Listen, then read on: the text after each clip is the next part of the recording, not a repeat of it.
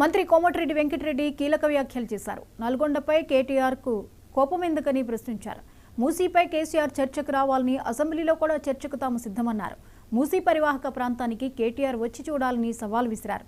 మూసీ కంపుతో రోగాల బారిన పడ్డ తమపై ఎందుకు కక్ష అని మండిపడ్డారు.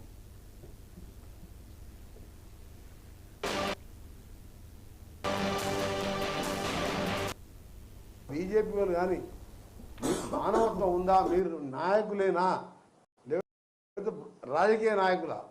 నాయకులు అనేవారు ప్రజలు పడుతున్న బాధ గురించి మాట్లాడతారు. మీరు పక్కా రాజకీయ నాయకులు. మా గవర్నమెంట్ వచ్చిన 3వ రోజుకెళ్ళే ఈ గవర్నమెంట్ ఉండదు, ఈ గవర్నమెంట్ ఉండదు అని చెప్పి మాట్లాడి ఆఖరికి ఎట్లయిందంటే మీ బతుకు పార్లమెంట్ ఎలక్షన్లో 9 స్థానాలు 3వ స్థానం 7 స్థానాలు డిపాయిడ్ పోయి సిగ్గుండాలే. 10 ఏళ్ళు అధికారంలో ఉండి గంత ఘోరంగా మేము 5గురు పార్లమెంట్ మెంబర్లు 21కి 15 మంది కొనుక్కపోతే 3 పార్లమెంట్ మెంబర్లు నామినేషన్ ఇస్తే గెలిచినాం. నీ గవర్నమెంట్ ఉండి 2వసారి గెలిచి 88 సీట్లతోని నువ్వు ఇంకా 5 ఏళ్ళు ఉంటావని తెలిసి కూడా 3 గెలిచినాం. అది కాంగ్రెస్ అంటే, అది ప్రజలు. నీ మోసానికి దళిత బంధను, డబుల్ బెడ్రూమ్ అను, దళితులు ముఖ్యమంత్రి అను, అకౌంట్ రోజే పోలింగ్ రోజే అకౌంట్లో డబ్బులు వేయడంతో నువ్వు 2వసారి గెలిచినావు. 3వసారి నిజస్వరూపం తెలిసింది కాబట్టి ఓడగొట్టి ఇంట్లో బండ పెడితే ప్రతిపక్ష నాయకునిగా ఉండి కనీసం అసెంబ్లీకి వచ్చే మొగం లేక మీ నాయన వచ్చి మాట్లాడడం. రేపు అసెంబ్లీ పెడతాం కదా, వచ్చి మాట్లాడడం మూసీ మీద. ఆయన సంగతి తెలుస్తుంది. నేను కేసీఆర్ సంగతి పెద్ద ఆయన 70,000 పుస్తకాలు చదివినట.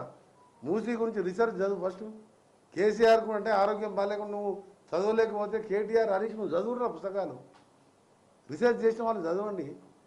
మూసీతోని 1 కోటి మంది, 1 కోటి మందికి 20,000 30,000 కోట్లు పెద్ద ఖర్చు లెక్క కాదు. మీ పార్టీ ఉండదు, ప్రతిపక్ష నాయకుడు లేడు, ఉన్న కేసీఆర్ పేరుకుంటాడు తప్ప ఆయన రాడు. వస్తే ఇలాంటి ప్రశ్నలతోనే మళ్ళా లేవకుండా చేస్తాను నేను. మూసీని 10 ఏళ్ళు ఎందుకు పండబెట్టావు? అప్పుడంటే ఆంధ్రోలు పండబెట్టాను. నువ్వు ఎందుకు మూసీ క్లీనింగ్ చేయలేదు? మీరు చేస్తుంటే మీరు ఎందుకు రెచ్చగొడుతున్నారు ప్రజల్ని?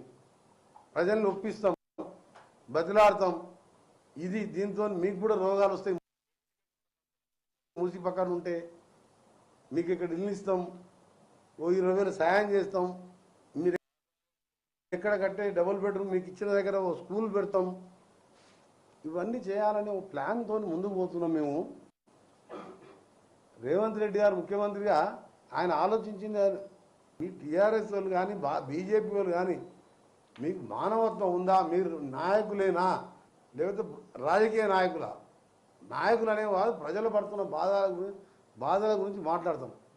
మీరు పక్కా రాజకీయ నాయకులు. మా గవర్నమెంట్ వచ్చిన 3వ రోజుకెళ్ళే ఈ గవర్నమెంట్ ఉండదు, ఈ గవర్నమెంట్ ఉండదు అని చెప్పి మాట్లాడి ఆఖరికి ఎట్లయిందంటే మీ